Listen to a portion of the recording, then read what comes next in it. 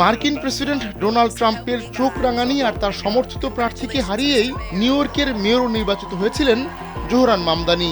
এবার বৃহস্পতিবার নিউ ইয়র্কের মেয়র হিসেবে শপথ নিয়ে মামদানি দিলেন ঐতিহাসিক এক ভাষণ। বললেন, নতুন যে যুগের সূচনা হলো তাতে নিউ ইয়র্কবাসীর পাশে থাকবেন তিনি।